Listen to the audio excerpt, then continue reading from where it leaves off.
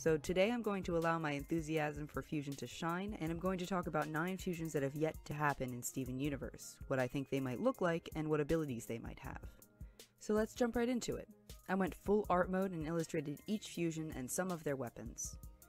To start with, my theory on a fusion between Bismuth and Pearl, who I've decided to call Harlequin Opal. I've always had this theory that individual gems leave something of a signature on every fusion they're a part of, something consistent that all of their fusions have.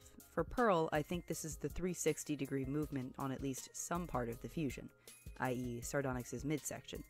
So Harley would be an extreme example, as she would be able to rotate every part of her body at the joints like a doll, which would make her very flexible and acrobatic.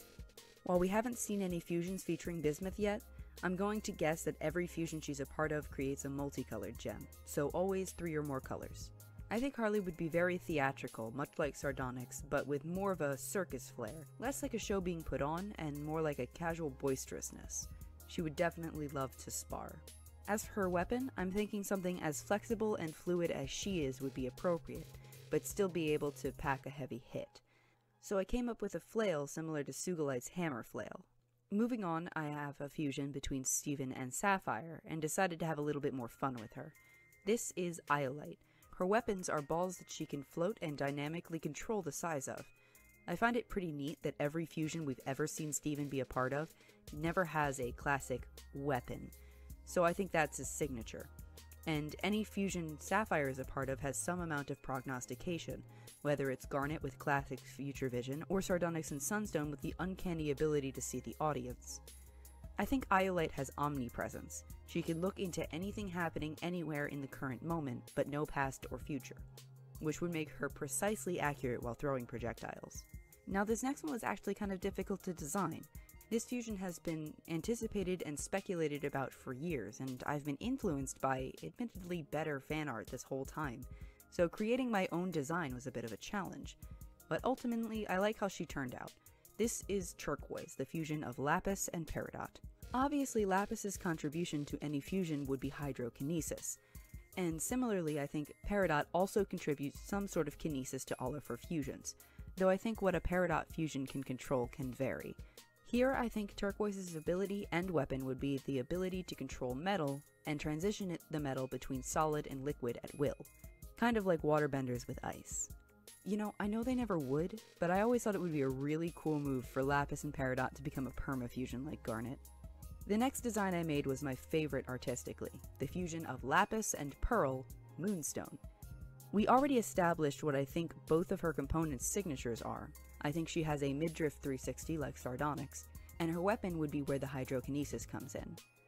I like the idea of her having a chain-like spear, the chain itself being made of water which allows her to manipulate and extend it at will. I also think she's the ultimate cool mom, and she's great.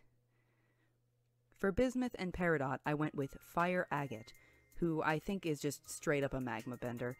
She's snarky and confident and definitely snorts when she laughs. For Peridot and Garnet, I created Mossitsit.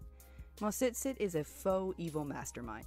10% convoluted schemes, 90% villainous laughter. She's genuinely sweethearted, but, like, world domination? I think her weapon is Garnet's gauntlets that she can float around like ghost hands.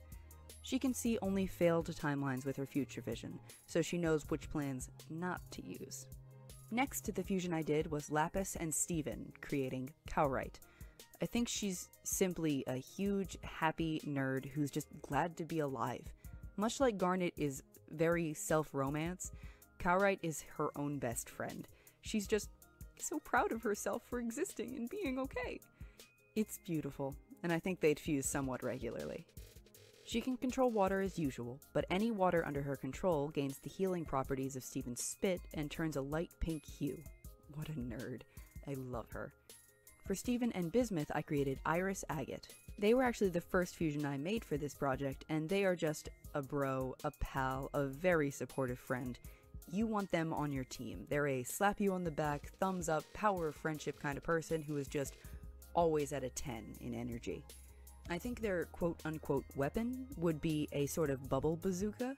They usually use it for entertainment or fun bubble blowing, but in a battle scenario it can be used to contain enemies from a distance. And finally, for Bismuth and Garnet, I made Ammolite. In contrast to Mosetset, Ammolite can see only the most fortuitous path, Seer of Light style. Her weapon is a huge battle axe, and she can get a bit overzealous at times, and much like Harley, enjoys sparring, which is only a problem because she's frickin' enormous. But they usually work it out by having team-up fusion training, where the others team up to fight her together. That's all I've got for today. I left out a lot of potential fusions, so let me know if you want to see another video like this. Some fusions with Jasper, maybe? Also, definitely let me know what you think of my speculation in the comments. Even if it's just an absolute roast, I want to hear it. And that's everything. See you next time, guys. It's been a treat.